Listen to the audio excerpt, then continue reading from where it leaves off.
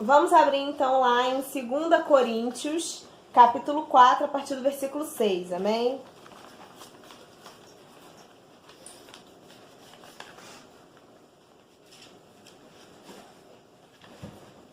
Enquanto os irmãos estão procurando, que bênção foi a nossa conferência de Mulheres Reais 2020, foi uma bênção e já temos testemunhos. Em breve a igreja vai estar sabendo dos testemunhos, né? As pessoas já estão entrando em contato comigo para darem os testemunhos na igreja e como no ano passado Deus agiu poderosamente, vidas foram transformadas, corações foram tocados. Eu quero agradecer a todo mundo que trabalhou, a todo mundo que foi uma benção, passar o dia com vocês, estava com muita saudade dos irmãos.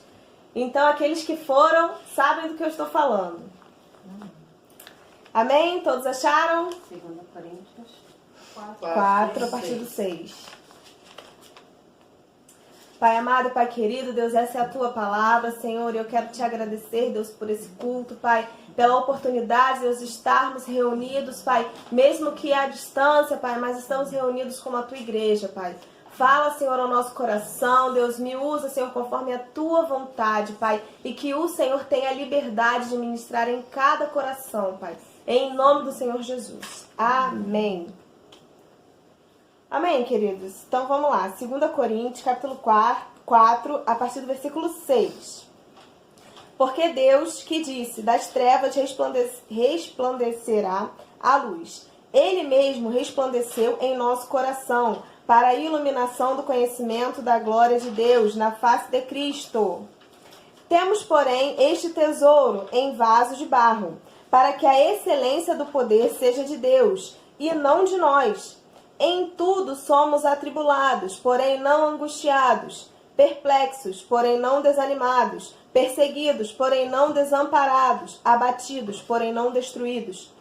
Levando sempre no corpo o morrer de Jesus, para que também a sua vida se manifeste em nosso corpo.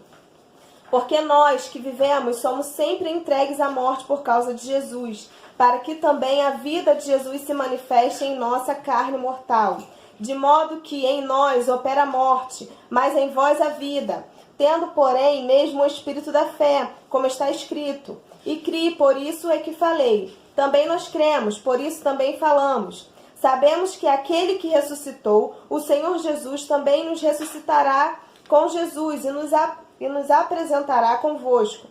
Porque todas as coisas existem por amor de vós, para que a graça, multiplicando-se, torne abundantes as ações de graças por meio de muitos, para a glória de Deus. Por isso, não desanimamos, pelo contrário, mesmo que o nosso homem exterior se corrompa, contudo, o nosso homem interior se renova de dia em dia, porque a nossa leve e momentânea tribulação produz para nós eterno peso de glória, acima de toda comparação, não atendendo nós nas coisas que se veem, mas nas que não se veem, porque as que se veem são temporais e as que não se veem são eternas. Amém, queridos? Glória a Deus. Como diz o pastor, né, essa palavra me saltou aos olhos, né? E nesse momento que nós estamos vivendo de pandemia, de tribulação, não só a pandemia, né, mas como a gente tem passado alguns outros tipos de problema, todos nós, né? Então, quem de vocês nesses dias, né, que não estão aqui, como Paulo falou, atribulados, perplexos, perseguidos, abatidos, né? Qual de nós não nos sentimos assim em algum momento, né? Nessa quarentena, nesse ano que está sendo tão difícil, né? Muitas perdas nós tivemos, né? Muitas pessoas com problemas, muitas coisas acontecendo. Eu acho que o nosso caderno de oração nunca teve tanto nome como agora. A nossa caixinha nunca teve tanto pedido como agora. Tenho certeza que a dona Eliane recebe pedido de oração todos os dias. Ela tá ali balançando a cabeça que sim. Todos os dias ela recebe nomes para anotar no caderno, ela recebe pedidos de oração. Então, assim, temos vivido momentos difíceis. E domingo nós recebemos uma palavra de alerta, uma palavra, um direcionamento de Deus, né? Levanta, se posiciona, né? Esteja na posição, desce à casa do olheiro, se humilhe. E hoje eu quero te trazer uma palavra de ânimo. Por mais que essa palavra fale de morte, o evangelho é morte. Só que eu quero também atentar a vocês que o evangelho, a morte, ela não nos traz, a morte do evangelho não nos traz dor, né? Porque a Bíblia nos ensina que quando a gente aceita Jesus Cristo e a gente carrega a nossa cruz e a gente morre para o mundo, Cristo, a partir dali, começa a viver em nós. E eu acho que a gente não entende, às vezes, não para pensar, às vezes, o que isso significa. Sabe? Gente, a gente tem o Rei dos Reis morando, habitando dentro de nós, né? A gente canta várias músicas lindas, vem fazer morada, eu sou tua morada, eu sou a sua casa. Vocês já pararam para pensar no que vocês estão cantando e no que a Bíblia diz a respeito da vida de Jesus Cristo? Para começar, né, nós somos cristãos porque somos seguidores de Cristo, né? E então, como seguidores de Cristo, nós seguimos os passos da vida de Jesus Cristo. Amém? Todo mundo me acompanhando até aí? Legal. A gente seguiu os passos de Cristo. Então, Jesus Cristo foi batizado nas águas. Amém? A gente aceita Jesus, a gente passa pelas águas também, igual a Cristo, né? Jesus Cristo teve um tempo de aprendizado até que seu ministério desenvolvesse. Depois disso, ele saiu, foi fazer a obra. E depois disso, ele fez o quê? Ele morreu por nós. Então, já que a gente segue a vida de Cristo, a gente também precisa morrer. Mas não é uma morte física, né? É uma morte para as coisas do mundo. Assim como Jesus fez, né? Ele ressuscitou ao terceiro dia. Para que ele morreu? Para que nós tenhamos vida. A gente fala assim, e como o pastor Cristiano costuma falar, as coisas de Deus parecem loucura para aqueles que não entendem, para aqueles que não vivem assim como nós. Mas para nós faz todo sentido morrer para ter vida. E o evangelho é isso. A gente precisa morrer para ter vida. E aí, mas não é somente sobre isso que eu quero falar, só estou dando uma pincelada. E aí, a gente morre para o mundo, a gente se batiza, o Espírito Santo vem, transforma a nossa vida, traz o fruto do Espírito e começa a mudar, como a gente cantou lá, de dentro para fora. E é uma mudança que ela se externiza, que as outras pessoas veem. Legal. E aí vem a tribulação. E aí vem o espinho na carne, assim como Paulo fala. E aí a gente está abatido, a gente se sente perseguido, a gente se sente mal. Mas aí, nesse momento, o Espírito Santo continua morando dentro de você. Ele continua habitando dentro de você. E o que você tem feito com isso? Ah, não, porque esse problema aqui, não, tá muito difícil isso. Uma pastora falou, né, no domingo. Ah, não, tá muito difícil. Tá muito difícil isso aqui não tem jeito mais não. Não, porque o médico já me deu esse laudo. Então, já que o médico me deu esse laudo aqui, não tem mais jeito. Ei, sabe quem mora dentro de você? Quem habita dentro de você é o Espírito Santo. Amém, glória a Deus. E lá naquela passagem do filho pródigo, quando o filho que foi retornou, o irmão estava na presença do pai, né? O irmão que ficou. E o irmão que ficou falou, mas você nunca matou um animal para eu comemorar com os meus amigos? Ei, a gente está na presença do pai, tudo que é do pai é nosso. Tudo que é do pai é nosso. E o que a Bíblia diz que nós somos? A Bíblia diz que nós somos derrotados, angustiados, perseguidos. Somente isso que a Bíblia fala sobre nós? Não. A Bíblia diz que nós vamos passar por tudo isso. Sim, vamos passar, porque Jesus passou por coisas muito piores. Ele não tinha pecado, nós temos pecado. Ele não tinha. Então a gente passa por tribulação. Isso já foi avisado. Jesus falou, ele deixou lá escrito. Aqui a gente vai ter aflição.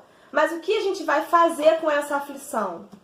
A gente vai pegar a aflição, vai agarrar a aflição e vai se agarrar a ela, como se ela fosse tudo que você tinha. Mas ela não é tudo que você tem.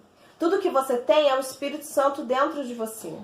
E aí o Espírito Santo vem e te diz que você é mais do que vencedor. O Espírito Santo vem e te diz que você é filho amado. O Espírito Santo vem e diz que tudo você pode naquele que te fortalece. E tudo você pode. Se você ler os versículos anteriores, Paulo fala que ele já teve muito bem e que ele já teve muito mal. Mas que em todos os momentos o Espírito Santo sustentou ele. É isso que o Espírito Santo faz conosco. Querido, o Espírito Santo habita, ele mora, ele está com você 24 horas por dia.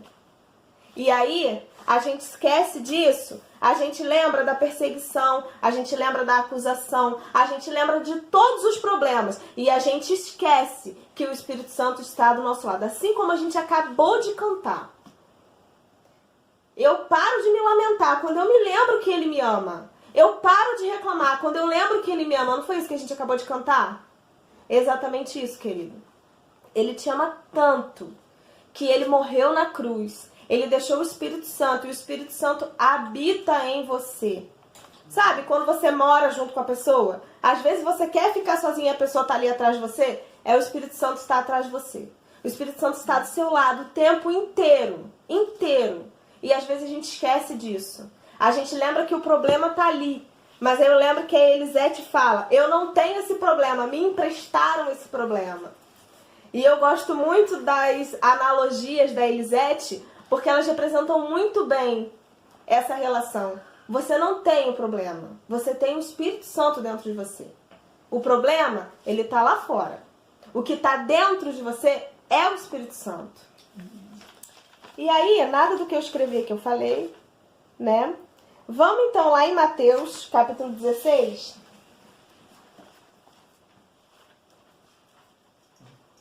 Mateus, capítulo 16, a partir do versículo 21.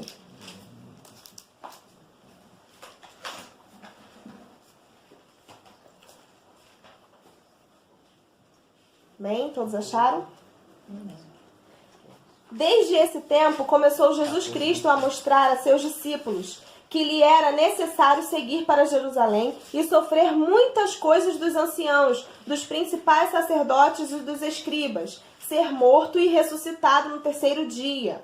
E Pedro, chamando-o à parte, começou a reprová-lo, dizendo, tem compaixão de ti, Senhor. Isso de modo algum te acontecerá. Mas Jesus, voltando-se, disse a Pedro, arreda, Satanás, tu és para mim pedra de tropeço, porque não cogitas das coisas de Deus, e sim das dos homens. Então disse Jesus a seus discípulos, se alguém quer vir após mim, a si mesmo se negue, tome a sua cruz e siga-me. Portanto, quem quiser salvar a sua vida, perdê-la-á, e quem quer perder a vida por minha causa, achá-la-á. Pois quem aproveitará o homem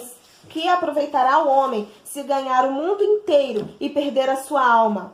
Ou o que dará o homem em troca da sua alma? Porque o Filho do Homem há de vir na glória de seu Pai, com seus anjos, e então retribuirá a cada um conforme as suas obras. Em verdade vos digo que alguns hados que aqui se encontram, que de maneira nenhuma passarão pela morte, até que vejam vir o Filho do Homem no seu reino. Aqui está falando um pouco do que eu estava explicando lá atrás, né? É necessário morrer. Era necessário que Cristo morresse para que nós estivéssemos vida. No mundo espiritual é necessário. É uma lei espiritual. Quando Adão e Eva, eles pecaram contra Deus lá no Jardim do Éden, Deus sacrificou um animal para fazer as roupas. Ali foi instituído um princípio espiritual para apagar, para aplacar. Por quê? Porque o pecado, ele cobra um preço de sangue. O pecado, ele gera morte. Só que a morte, ela gera vida. Ela gera vida. Por quê? Lá no Antigo Testamento, se aquelas pessoas elas não sacrificassem, elas podiam ser fulminadas. Quando o sacerdote entrava no templo para entregar aqueles sacrifícios, era amarrada uma corda em volta da cintura. E a roupa dele tinha sinos. porque as pessoas ficavam do lado de fora para ouvir se ele estava se movimentando. E se porventura ele fosse fulminado, ele morresse ali por conta do pecado do povo, das ofertas, né, que não foram recebidas como deviam, ele era puxado, porque ninguém poderia entrar ali. Ali era um local santo.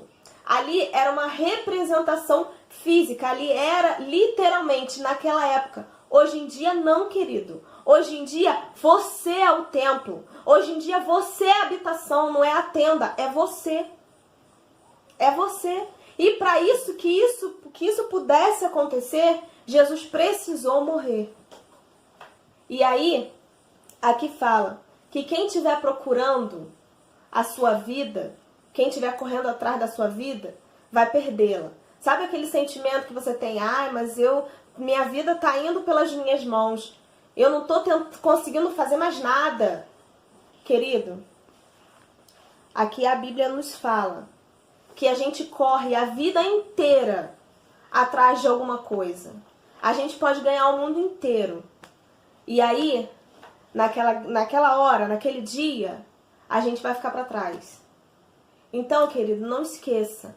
O Espírito Santo habita em você. Se o Espírito Santo habita em você, o que você vai fazer com esse problema?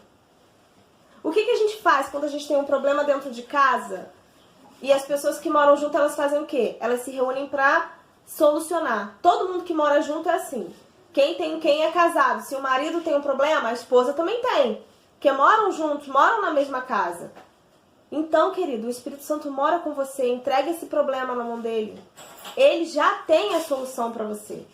Ele já tem, porque a palavra dele garante que somos mais do que vencedores. Agora, não fique achando que a solução do problema é como você quer. Não é como a gente quer. A Bíblia diz, nós lemos lá em Coríntios, que a gente vai ser perseguido, que a gente vai estar abatido. Mas a Bíblia não diz que nós vamos estar derrotados. A Bíblia diz que vamos passar por tribulações, mas que no final, a nossa leve e momentânea tribulação nos trará peso eterno de glória. Vocês têm noção do que é isso? Na eternidade. Amém. Gente, cada tribulação que a gente está passando, cada coisinha que a gente está vencendo, a gente está juntando os nossos tesouros nos céus. Para quando a gente chegar lá naquele grande dia, o Senhor nos receber de braços abertos. Tudo que a gente está passando aqui, a gente está triste, a gente tem problema, tudo vai acontecer. Isso é o natural da vida. Mas o que a gente tem que entender é que o Espírito Santo habita dentro de você, habita dentro de mim. Então aquele problema já tem solução, querido. Porque o Evangelho, como tudo na nossa vida, como num casamento, que a gente faz analogia, nós somos a noiva, nós temos direitos e deveres, né? Quem tem uma aliança de casamento, né? Como a Bíblia fala, uma aliança ainda que meramente humana, ela não pode ser quebrada. Então, essa aliança permanecendo, nós temos deveres, sim, né? A mulher tem o dever de cuidar da sua casa, e tem tudo aquilo que a Bíblia fala, e o marido de prover para dentro da casa. E quais são os direitos que nós temos? Nós temos um companheiro, né? A gente tem alguém que responde no mundo espiritual por nós. E isso aí fora, todos os outros saíram para um estudo de casais, não para hoje. Mas nós temos os nossos direitos, nós também, pelo Espírito Santo, morar dentro de nós. Nós somos filhos. E os filhos, quem tem filho sabe, se o filho estiver precisando de qualquer coisa, a gente se desdobra, às vezes a gente não tem nem dinheiro, a gente vai lá, parcela no cartão em várias vezes e a gente compra, e a gente dá, e a gente agrada. E a Bíblia fala, se a gente que é mal sabe dar boas dádivas aos nossos filhos, imagina o Senhor que é bom. Então, querido, hoje eu quero te dar essa palavra de ânimo, não desanime. Não desanime, as nossas tribulações não são para nos matar, são para nos fortalecer e nos trazem peso de glória na eternidade. Amém.